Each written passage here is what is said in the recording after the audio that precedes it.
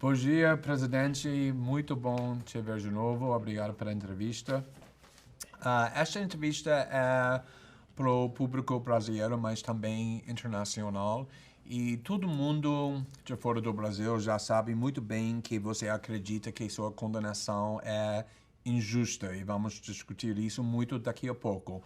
Mas também muitas pessoas me perguntam sobre seu tratamento aqui na prisão. E você disse várias vezes que seu tratamento que você está recebendo das autoridades aqui na prisão é profissional e humanitário. Ainda está assim? Eu não sei o que é tratamento humanitário na prisão. Eu tô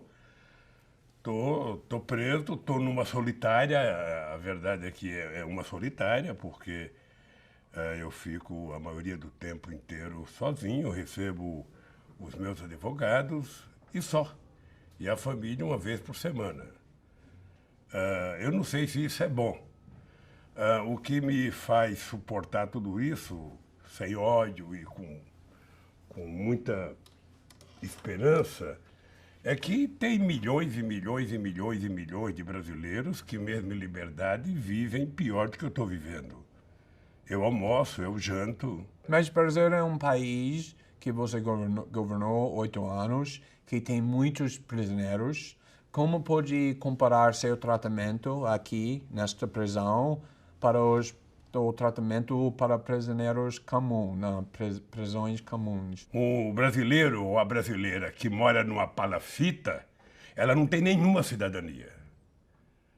O cidadão que mora num quarto de 3x3 e ele é obrigado a almoçar, jantar, cozinhar, fazer sexo com a sua esposa, fazer as suas necessidades fisiológicas num espaço de 3x3, sabe?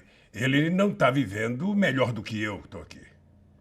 Então é por isso que eu me preocupo menos com a minha situação e muito mais com a situação Entendo, de milhões de pessoas. Mas você não está sendo abusado, torturado? Pessoas estão perguntando veja, assim faz muitos internacionalmente. Eu estou anos. querendo saber disso. Não, faz muitos anos que nós brigamos para acabar a tortura. Agora a tortura é mais sofisticada. Ela é com base na delação premiada, onde as mentiras são contadas milhares de vezes ao mesmo tempo e as pessoas, às vezes, ficam 2 ou 3 anos presos até dizerem o que o promotor ou o delegado quer ouvir. Eu poderia citar como exemplo a delação do Palocci, em que ele está mentindo da forma mais, sabe,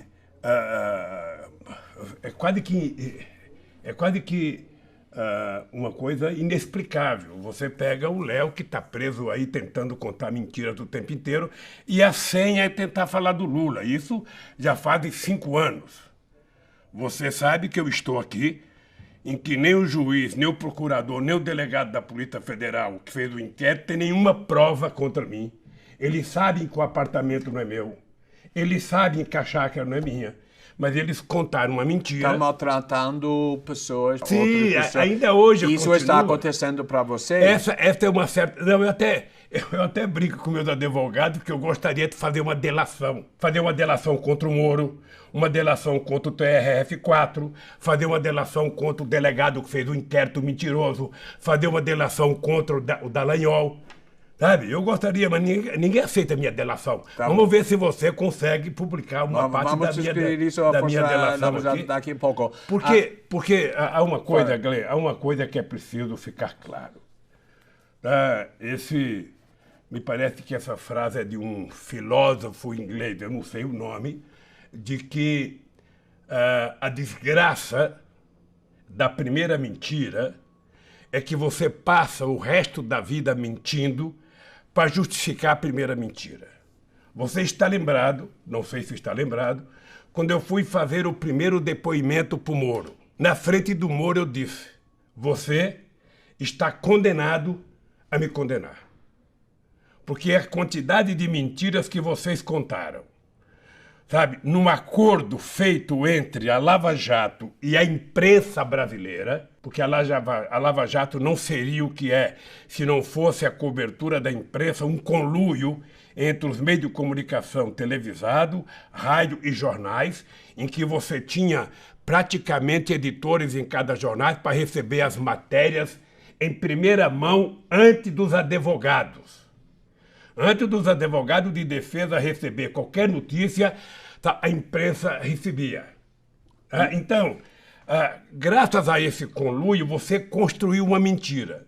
Então eu fico pensando todo dia e toda hora o seguinte, como é que a Globo vai utilizar o Jornal Nacional para dizer erramos, no caso do Lula? Na entrevista que eu fiz com você em 2016, você criticou duramente o Lava Jato, insistindo que era seletiva, uma operação dedicada a destruir o PT, como você disse agora também, mas depois disso, a Lava Jato colocou na prisão o Eduardo Cunha, que estava liderando o processo do impeachment contra Dilma, também assim como Michel Temer, que se tornou presidente, depois o Dilma foi impeachmentada, mas agora ele solta, mas voltou, depois solta, mas pelo menos está sendo processado, como o Sérgio Cabral, o governador do Rio de Janeiro, e agora está agressivamente atrás do Aécio Neves, o adversário do centro-direita de Dilma na eleição de 2014. Depois de tudo isso, você ainda acha que Lava Jato foi criado só para destruir o PT? Gley,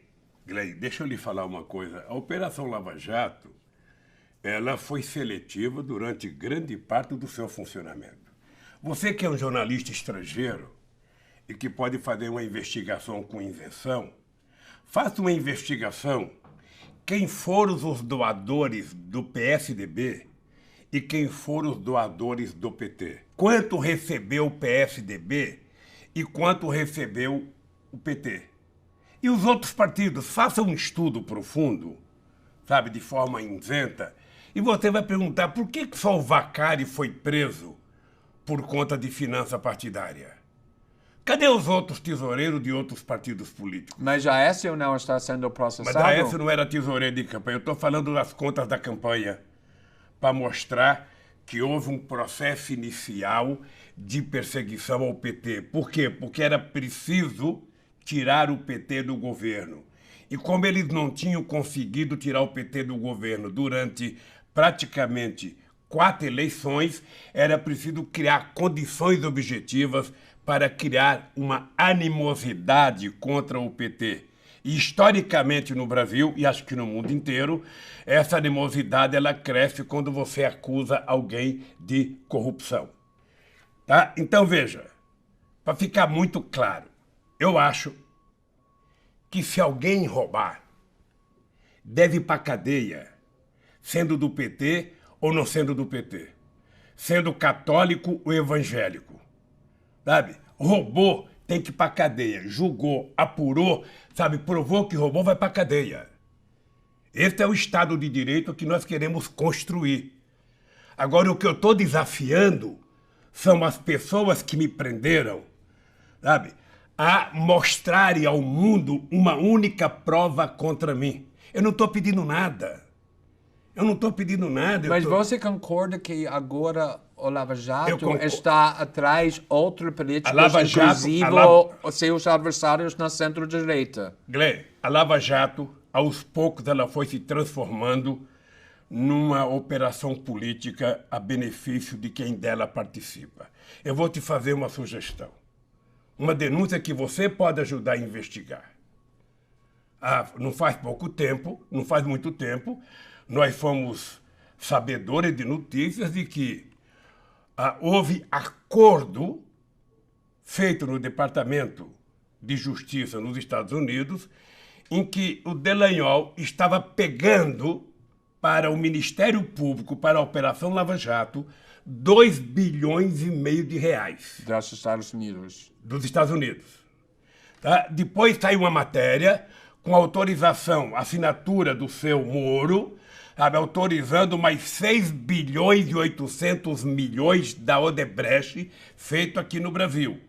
E nós sabemos que tem acordos de dinheiro para a Lava Jato em várias outras empresas que agora eles não estão permitindo que se tenha acesso aos números. O PT, inclusive, está reivindicando junto à presidência da Câmara, para reivindicar junto à Caixa Econômica Federal, para que a gente possa saber quem é que fez acordo com a Lava Jato.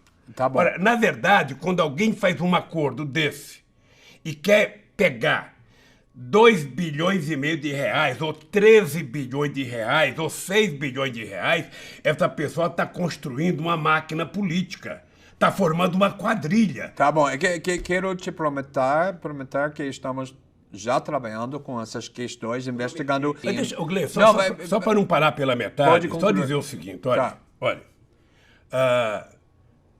tudo que eu quero é que seja julgado o mérito do meu processo. Eu não quero nada mais do que isso. Eu queria que em algum momento os juízes se preocupassem em ter leitura das provas, tanto de defesa quanto de acusação. Você sabia que eu tive 73 testemunhas e que o Dallagnol não compareceu em nenhuma audiência? Ele criou aquela mentira do PowerPoint e desapareceu. Ele só fala com a Mira Leitão na Rede Globo de televisão e de vez em quando dá uma entrevista. E deve estar fazendo palestra para ganhar dinheiro. Sabe? Então, o que eu quero não é a convicção dele, o que eu quero é uma prova. Ora, se ele provar que eu tenho o que ele acha que tem, ora, não custa nada, eu estou desmoralizado perante a opinião pública. Não podemos resolver isso agora. Você tem suas acusações, veja, mas é uma quando questão o PT das denunciou, provas. Só para você saber, quando o PT denunciou o fundo do Dallagnol, o Dallagnol foi na Caixa Econômica e assinou um documento, sabe, para ser assenhorado o fundo. Ou seja, eu estou condenado sem ter nenhum fundo, sem ter nenhum dólar, nenhum real, e ele está livre, sabe, tentando pegar 2 bilhões e meio de dólares. Nós fizemos a denúncia ao Conselho Nacional do Ministério Público. Sabe quem vai julgar? O Conselho. O Conselho tem quem? 8 membros do Ministério Público. Então o resultado, qual vai ser?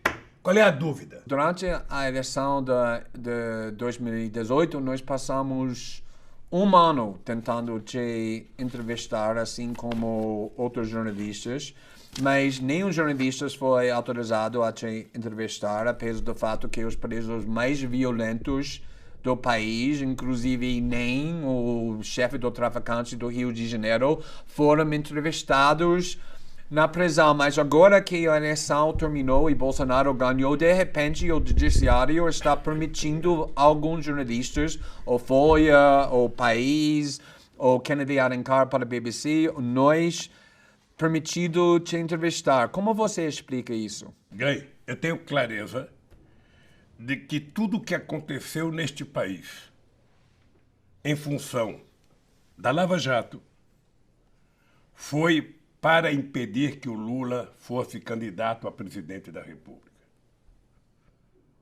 Hoje eu tenho muita clareza. Da mesma forma que eu tenho clareza que o Departamento de Justiça dos Estados Unidos está por detrás disso. Da mesma forma... Tem evidência para isso? Hein? Tem evidência? Tem provas? Eu tenho só convicção. Por tudo. Da mesma forma que eu tenho, sabe, hoje, muita certeza de que o pré-sal está, sabe, envolvido em tudo que aconteceu comigo e com a Dilma. Ou seja, o golpe, a minha prisão, as denúncias. Veja, porque a Lava Jato ela poderia ter tido um papel importante punindo o empresário se é que ele roubou, mas permitindo que a empresa continuasse a gerar empregos, a pagar salário. Que a Petrobras não fosse quebrada, não fosse vendida, não fosse repartida como eles estão fazendo. Então, hoje eu tenho clareza que a liberação de eu dar entrevista, primeiro eu agradeço a vocês que reivindicaram na justiça. Era para mim ter dado entrevistas antes da eleição. Mas nós pedimos muito tempo atrás, antes da eleição. E eu sou agradecido porque vocês pediram, mas foi negado. Primeiro, o ministro Lewandowski permitiu e depois foi vetado pelo presidente, acho que o Toffoli, acho que vetou. Eu sabia que estava sendo jogado um jogo. E eu sabia que o jogo era evitar que o Lula pudesse disputar as eleições. Por quê? Porque era tudo que a elite brasileira não queria, era que o Lula voltasse a ser presidente da República. Por quê? Se eles ganharam muito dinheiro no meu governo, se eles ficaram mais ricos no meu governo. Mas não era verdade que, por exemplo, o lucro dos bancos explodiu durante sua presidência? Eu não sei se explodiu, mas cresceu bem. Cresceu muito, não? Mas a verdade é que as pessoas mais pobres subiram um degrau Também. na escala social. E na medida que os mais pobres começaram a entrar em universidade, na medida que começaram a frequentar teatro, na medida que começaram a frequentar restaurante, na medida que começaram a frequentar aeroporto, isso começou a incomodar uma parte da elite brasileira. Mas, presidente, a situação da classe mais rica melhorou bastante também durante seu governo. Então, por que você acredita que essa classe que melhorou muito, que recebeu muito lucros durante seu governo, é contra seu volta? É que não é só uma questão econômica, é uma questão cultural. É importante lembrar que esse país faz pouco mais de 100 anos que acabou com a escravidão na lei, mas a escravidão continua na cabeça das pessoas.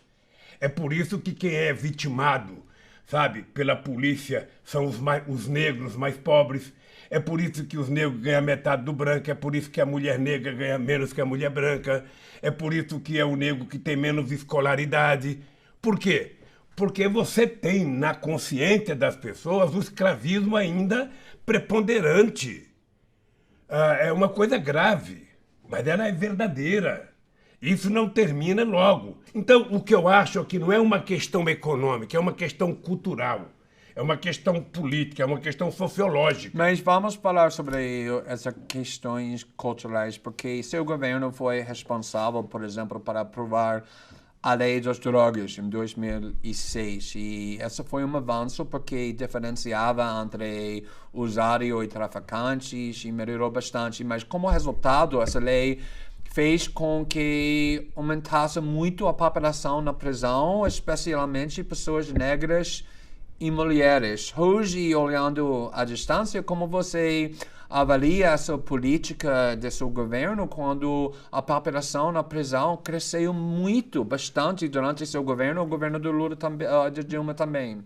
Olha, deixa eu dizer uma coisa.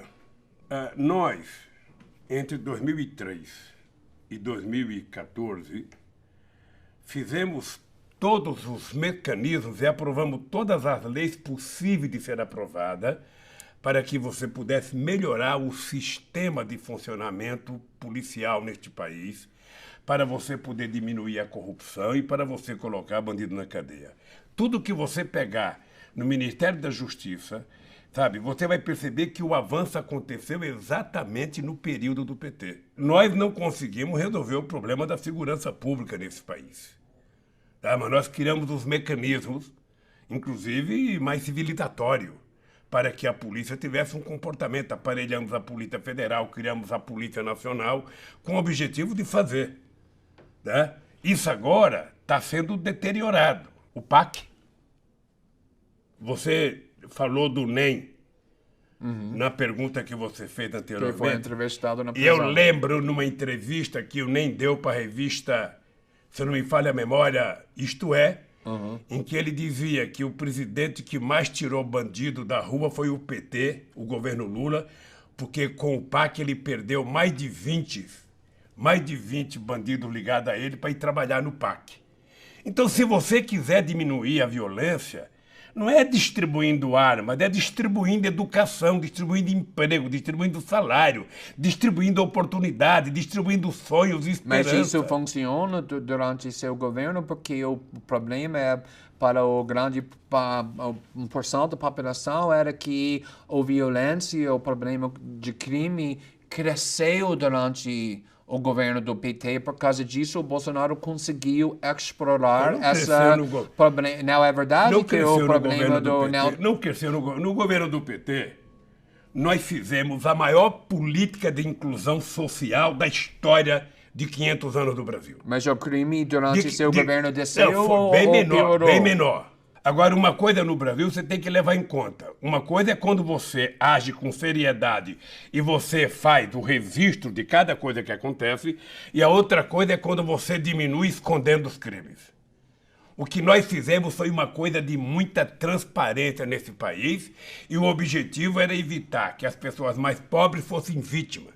Quando você consegue garantir que um adolescente, sabe, possa ter um emprego, esse adolescente não vai ter que roubar um celular ou não vai ter que roubar um tênis. Esse adolescente não vai ter que matar uma pessoa para roubar uma jaqueta. Isso é primário.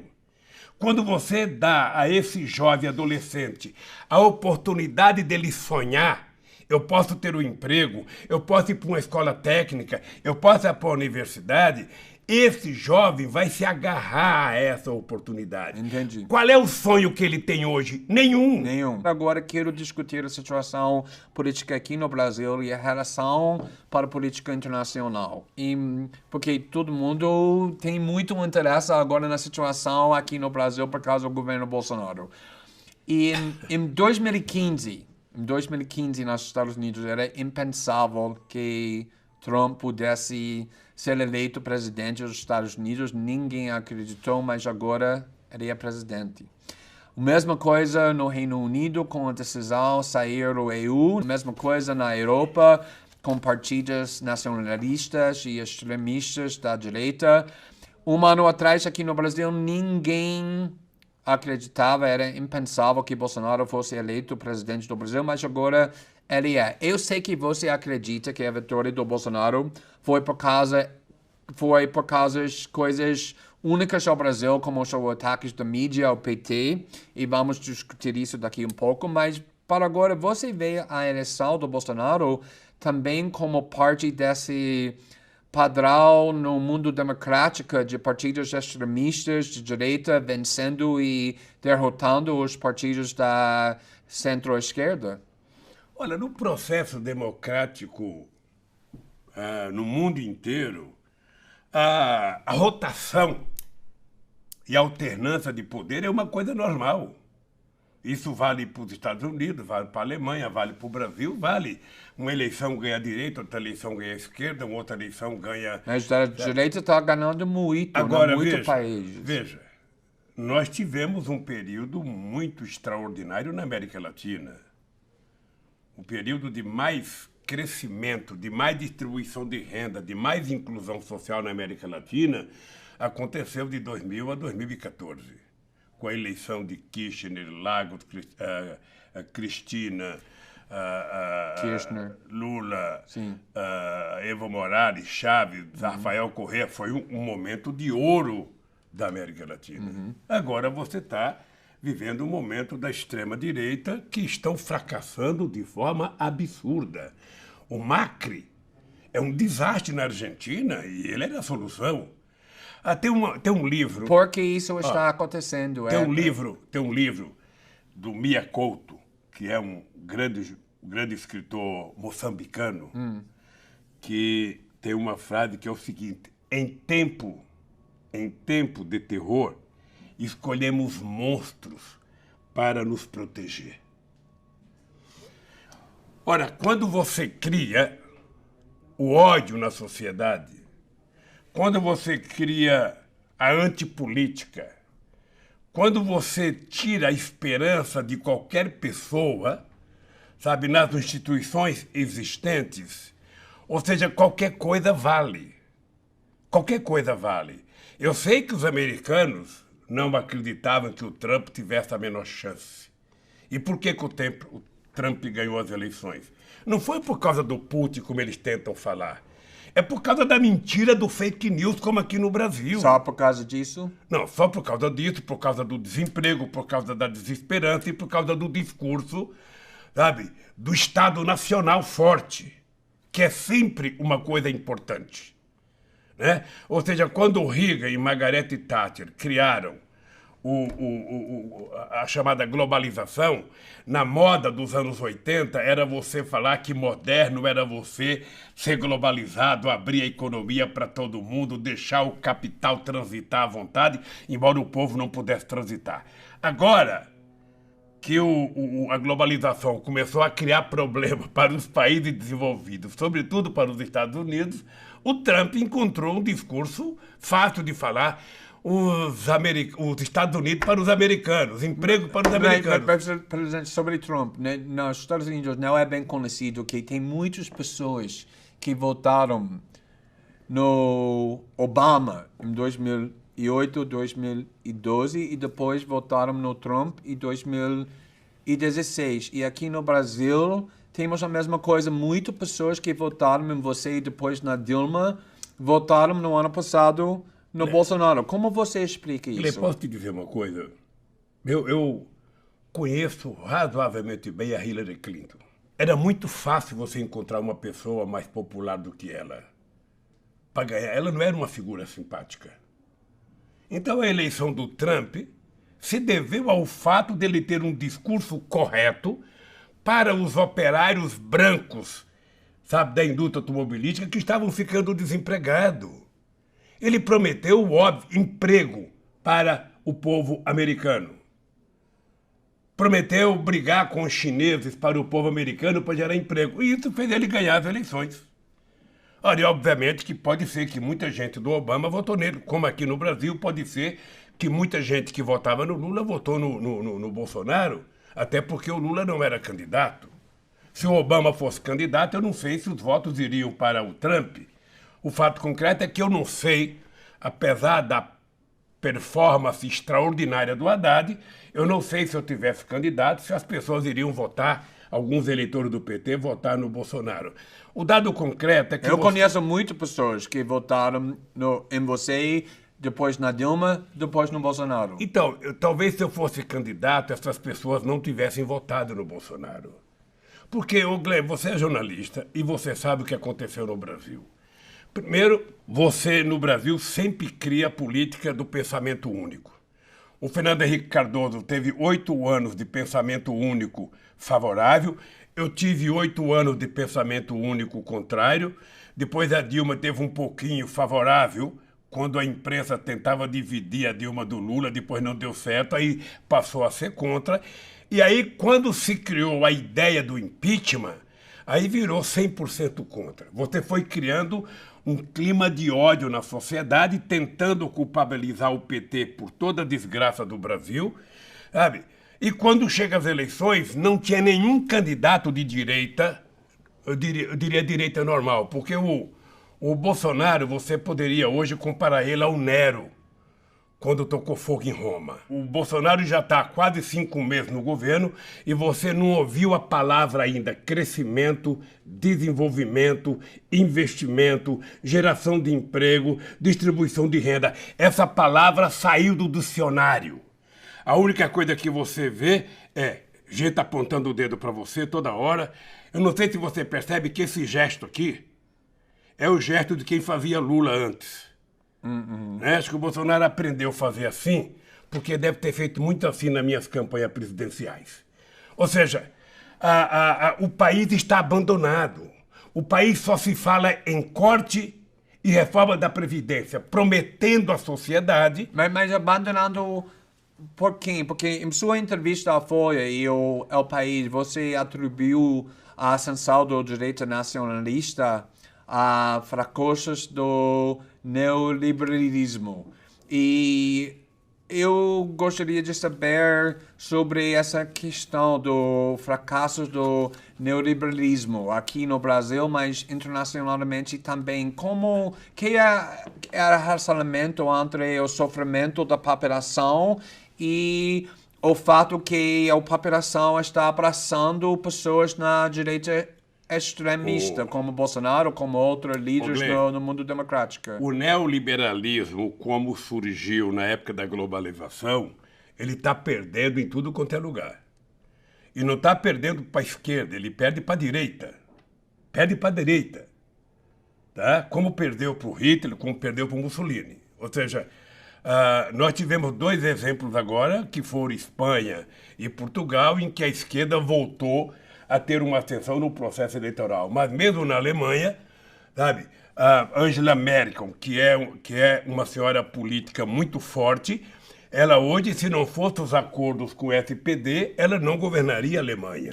Mas também lá a direita extremista está crescendo. Eu sei, está crescendo no mundo inteiro, mas veja, eu acho que é um alerta para a esquerda. Tá?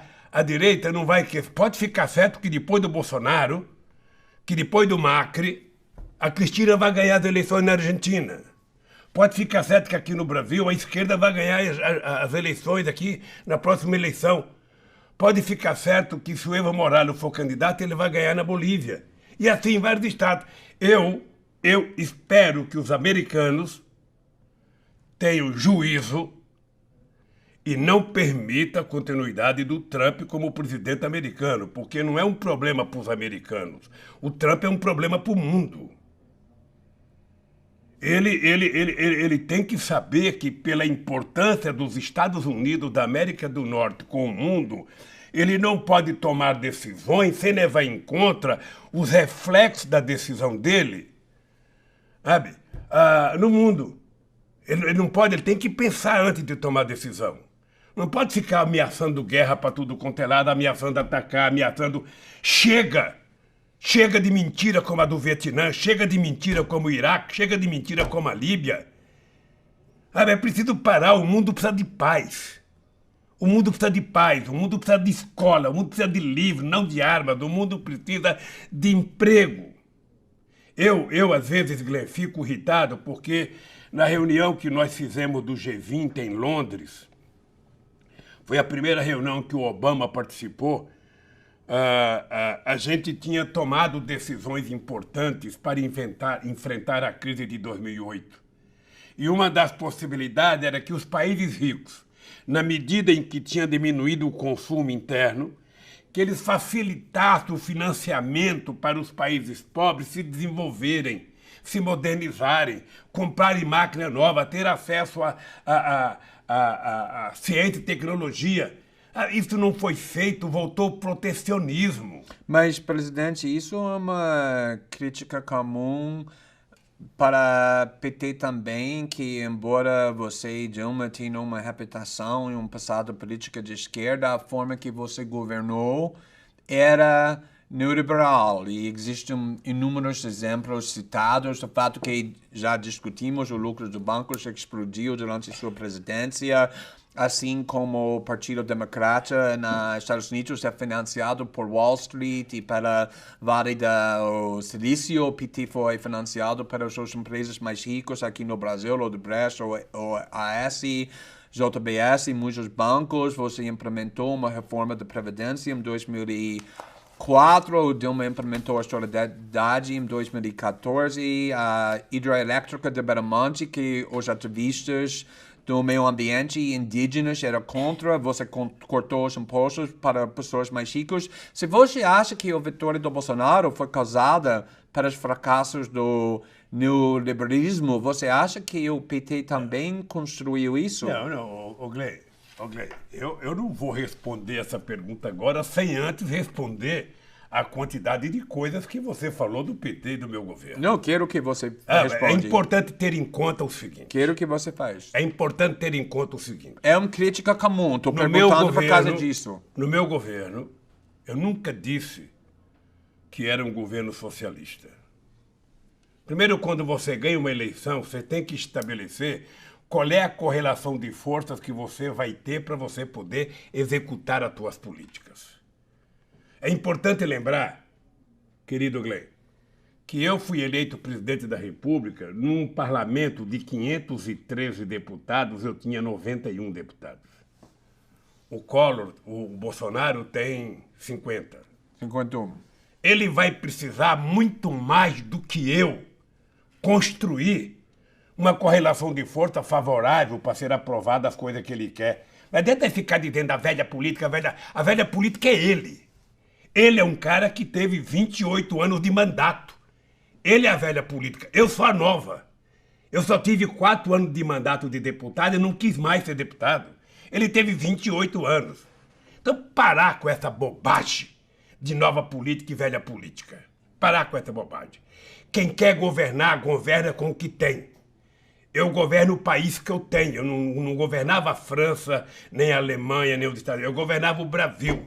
E quando eu cheguei no governo, tinha 54 milhões de pessoas que passavam fome, que não tomavam café de manhã.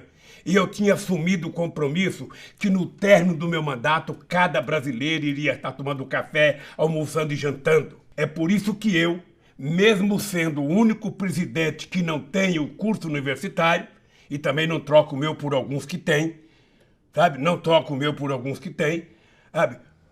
Sou o presidente da República que mais colocou estudante na universidade, que mais fez universidade federal, que mais fez escolas técnicas na história do país, que mais fez política de transferência de renda, que mais aumentou o salário mínimo, que mais fez assentamento do sem terra.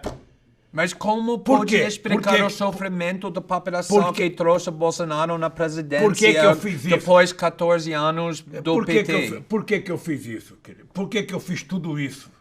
Sabe, que eu acabei de dizer? Porque eu entendo que se alguém quiser resolver os problemas do Brasil, alguém tem que utilizar a palavra povo. Alguém tem que olhar para as pessoas e enxergar um ser humano. As pessoas não podem enxergar um número. As pessoas não podem enxergar uma dívida. Você quer diminuir a dívida pública do Brasil? Faça a economia crescer. Você quer diminuir o déficit da Previdência? Gere empregos. Por que em 2014 a Previdência era superavitária? Porque nós criamos 20 milhões de empregos com carteira assinada. Porque nós legalizamos 6 milhões de microempreendedores individuais. Coloque a economia para funcionar. Só fala em corte. Ora, fala em crescimento, desenvolvimento. Olha para o povo. Não olha para os bancos. Olha, como é que você pode imaginar um país crescer tendo um presidente batendo continência para a bandeira americana? Não, mas estou perguntando porque era você que culpou a ideologia de neoliberalismo para o crescimento do Bolsonaro e outros extremistas. E estou tentando entender a diferença entre como você governou e o Dilma governou e essa ideologia. Quais diferenças você está vendo? Glenn, nós começamos a nossa entrevista, eu comecei dizendo que o grande problema do PT não foi o erro do PT. O grande problema do PT foram os acertos do PT. Ou seja, na América Latina, toda vez que apareceu um presidente que tentou fazer política social, ele foi derrubado. Todas as vezes. A elite brasileira e a elite de outros países não aceitam uma política de desenvolvimento que tem inclusão social. Então, o PT conseguiu fazer, isso não é dito por mim, é dito pela ONU. O PT conseguiu fazer a maior política de inclusão social da história deste país. É importante lembrar que no nosso governo foi o único momento na história em que os mais pobres tiveram um crescimento percentual acima dos mais ricos. Não que os ricos não ganharam, mas que os pobres cresceram percentualmente mais. Foi a única vez e começou a incomodar. Você deve ter ouvido no aeroporto do Galeão, no aeroporto de Congonhas, o aeroporto parece uma rodoviária. Tá cheio de pobre aqui andando, gente que não sabia nem frequentar aeroporto. Então, por que tem tanta raiva deste país que trouxe o Bolsonaro da presidência? Mas vamos ver. Você é a oportunidade que eu tenho de fazer o povo brasileiro entender o que aconteceu. Veja, vamos pegar o Bolsonaro. O Bolsonaro teve 39% dos votos totais, não dos que votaram, dos votos totais. 39%. No primeiro turno? Não, no segundo turno. Se você fizer a somatória, ele teve 57% dos votos válidos, mas teve 39% do total de eleitores. Mas ganhou com margem grande. É um terço, ou seja, ganhou as eleições. Ganhou as eleições, margem grande. Mas você tem uma maioria de pessoas que não votaram. Não votaram nele. Tudo bem? Tá? Pois bem. Por que votaram nele? Votaram nele, eu disse a frase para você e vou repetir aqui. Em tempo de terror, muita gente escolhe um monstro para se proteger. E as pessoas preferiram acreditar numa mentira chamada Bolsonaro, num homem que pregava o ódio, num homem que pegava a violência, num homem que não gostava de negro, num homem que não gostava de homossexual, num homem que não gostava de mulher, num homem que não gostava de pobre, um homem que falava que tinha que matar, sabe? E votaram nele. Por quê? Porque do outro lado era o PT, e o PT era o demônio. Quem sabe... Você veja uma coisa, Glenn. Eu, quando perguntado, sabe... muitas vezes eu dizia, foi Deus que não quis que eu ganhasse as eleições em 89. Por quê? Eu perdi em 89, perdi em 94, perdi em 98 e nunca fiquei zangado. Você nunca me viu nervoso porque perdi. Eu ia para casa me preparar para outra. Então, o ódio começou com a vitória da Dilma em 2014, não, começou com as manifestações de 2013 e foi consolidado com a derrota do Aécio, que começou a pregar a queda da Dilma, o ódio.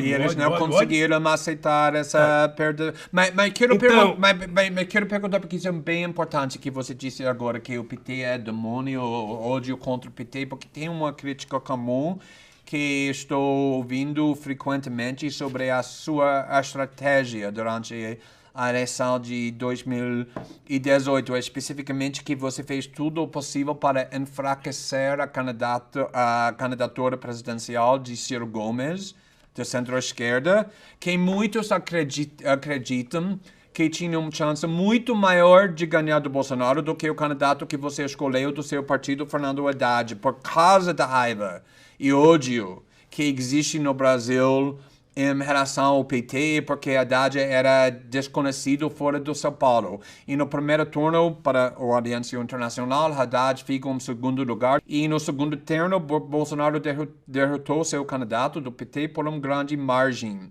E esses críticos falam que você preferia perder para Bolsonaro, mas manter o controle da esquerda com o PT, do que ter uma melhor chance de derrotar Bolsonaro, se isso significasse deixar um outro partido do Ciro representa a esquerda. Essa crítica não é válida. Você acredita nisso? Eu estou perguntando se você acha. Se você acredita, sabe por quê?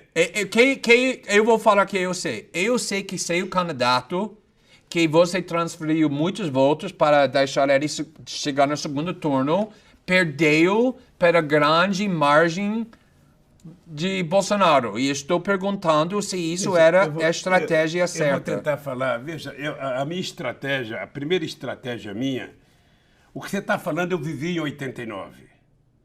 Em 89, o Brizola, sabe, de quem eu tenho muita boa recordação, achava que ia ser presidente. O Brizola votou do exílio presidente da República. E quando teve as eleições, fui eu que fui para o segundo turno. Você sabe que o Brizola chegou a pedir para que eu e ele desistíssemos para apoiar o Mário Covas? Eu falei, Brizola, mas se o povo quisesse votar no Mário Covas, teria votado, por que não votou? Como é que eu vou ficar agora com os eleitores que votaram em mim? Eu vou desistir para apoiar o Mário Covas que perdeu? Ora, se o povo queria votar no Ciro no segundo turno, por que não votaram no primeiro?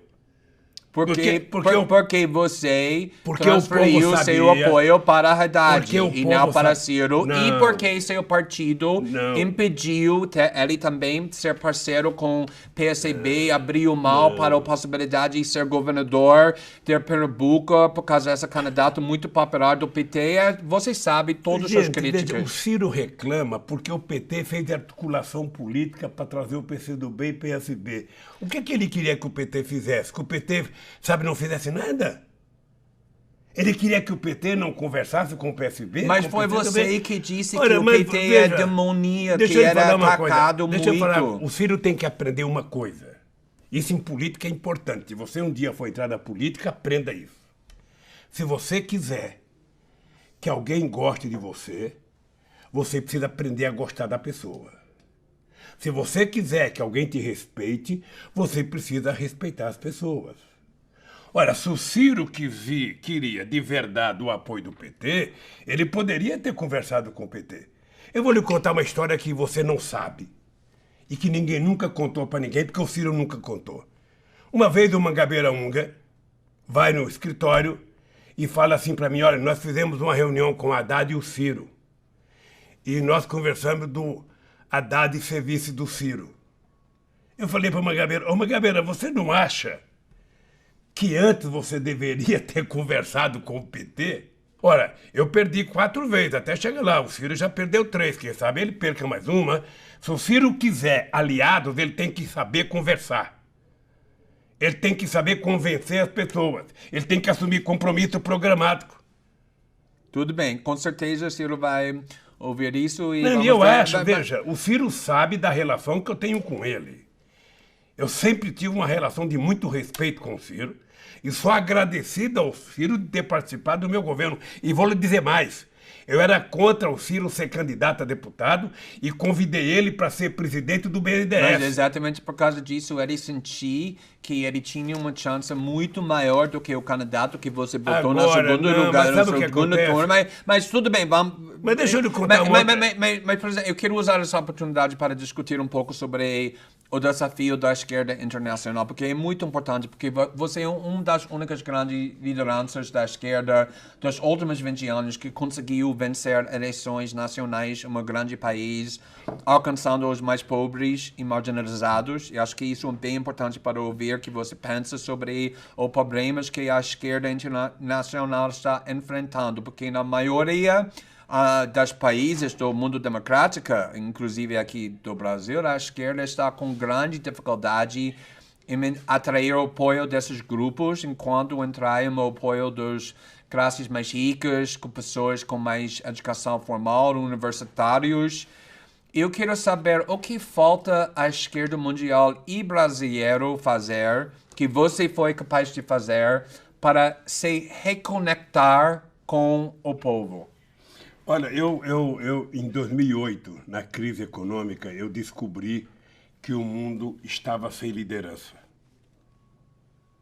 Eu participei de muitas reuniões com os 20 principais presidentes dos países do mundo e eu notava que as pessoas estavam sem saber o que fazer.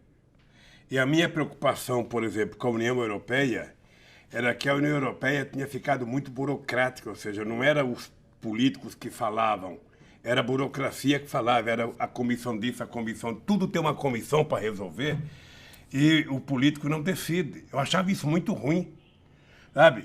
E nos Estados Unidos, o Obama também não tinha instrumentos. Bem, o que eu acho que a esquerda tem que fazer? Eu acho que, primeiro, a esquerda precisa... Sabe, tem esquerda que tem 100 anos de experiência, 150 anos de experiência, 80 anos. O PT tem 40 anos de experiência. E eu acho que a experiência do PT é muito exitosa. O PT, alguns dizem que o PT se distanciou do povo. Olha, o PT precisa eu diria, voltar, não às suas origens. Porque você não governa para um partido, você governa para a sociedade. Quando você ganhar as eleições, você tem que governar para todo mundo. Você pode escolher preferencialmente quem é que você vai atender, mais ou menos. Mas você tem que governar para todo mundo, tem que respeitar todo mundo, tem que gostar de todo mundo, tem que atender todo mundo. Foi assim que eu fiz. Eu duvido, Glenn, que você encontre num país, na época do meu governo, um prefeito, ou um governador, ou um deputado de um partido adversário que tenha falado mal do meu governo. Duvido. Mas quero perguntar porque sobre... todos foram tratados com concordo. Você saiu com 86% aprovação. E uma das partes mais importantes, na minha opinião, do seu apelo político foi a sua infância e formação, que você vem da pobreza, que você não aprendeu a ler até 10 anos, era trabalhador desde cedo, como milhões de brasileiros. E eu quero saber se você acha que é importante que os partidos da esquerda sejam mais representados por pessoas que não aprenderam sobre pobreza na faculdade como teoria, mas que cresceram na pobreza e, portanto, entendem essa experiência na pele, podem falar com credibilidade com o povo sobre pobreza, sobre essa experiência. E você acha que a esquerda brasileira, a esquerda internacional tem isso agora, como você conseguiu fazer? Olha, eu acho que a esquerda tem muita gente bem estudada, bem intelectualizada, que pode fazer isso. O que nós precisamos... Mas é a mesma coisa, o que nós precisamos é criar compromissos. Não é possível você governar um país... Você está lembrado qual foi a atitude que eu tomei quando eu ganhei as eleições? Claro. Você está lembrado que eu coloquei todo o ministério num avião e levei todos os ministros para os 4 lugares mais pobres do Brasil? O que eu queria com aquilo? Eu queria que um Meirelles, que era banqueiro, eu queria que um Palocci, que era médico, eu queria que um Furlan, que era empresário, conhecesse uma palacita, que visse o homem e a mulher no mesmo lugar que eles defecavam, eles comiam. Eu queria que eles vissem a quantidade de meninas, sabe, com 2 ou 3 filhos, com pai desaparecido. Eu queria que eles vissem o Vale do Jequitinhonha, eu queria que eles conhecessem o mundo tal como ele é, não o mundo de Brasília. Então a esquerda ela tem que assumir compromisso. Você não vai conseguir governar se você não definir para quem que você quer priorizar. Para quem que eu vou governar?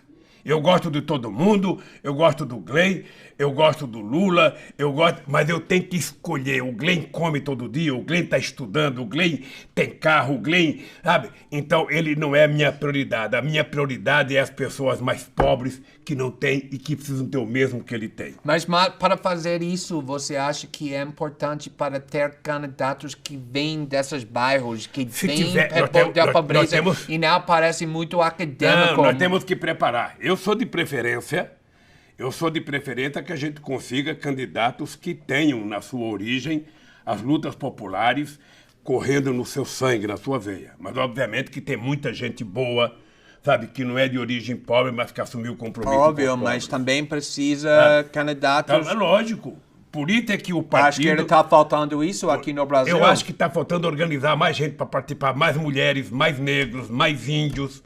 Tá bom, tenho 5 minutos, preciso te perguntar sobre... Eu vim te avisar, você não vai perguntar da Venezuela, não? Não, mas preciso te perguntar sobre isso, porque todo mundo vai me matar, porque uma das maiores preocupações internacionais sobre a situação aqui no Brasil é a Amazônia, devido à importância que isso representa para a capacidade do ser humano de proteger o planeta de desastres climáticos catastróficos. Você acredita que a Amazônia está em perigo por causa do governo Bolsonaro? Acho. Como? Acho, veja, porque eles não têm limite. Como eles só sabem destruir, para ele a biodiversidade e o ecossistema dos biomas brasileiros vale muito pouco. O que eles querem é destruir, sabe? E eu me preocupo porque a sustentabilidade e a defesa da Amazônia está dentro de uma política de soberania nacional. O Brasil tem, sabe, quase 16 mil quilômetros de fronteira seca com 10 países. O Brasil tem quase 8 mil quilômetros de fronteira marítima. O pré-sal fica a 200 milhas de distância das nossas praias e, portanto, está quase em águas estrangeiras e nós precisamos proteger. O Brasil tem 12% da água doce do mundo.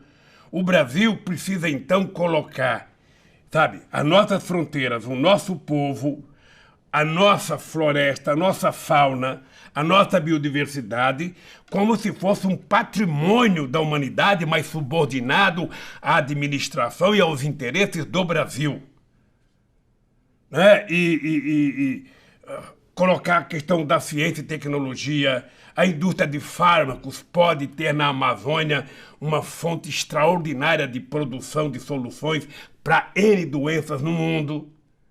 Então, o Brasil precisa tomar cuidado. Eu tenho orgulho, porque eu participei da COP15 em Copenhague, quando nós assumimos compromisso, depois a Dilma assumiu o compromisso em Paris. Ou seja, eu tenho... Mas você foi criticado também o Marina Silva, cuja causa era meio ambiente do seu governo, um protesto.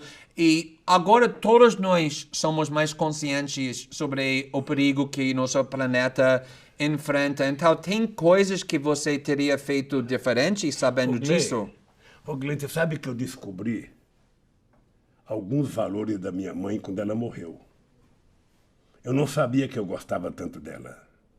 O fato da Marina ter feito uma crítica... A Marina foi ministra do meio ambiente. E deixa o seu governo. Ela foi ministra durante 5 anos.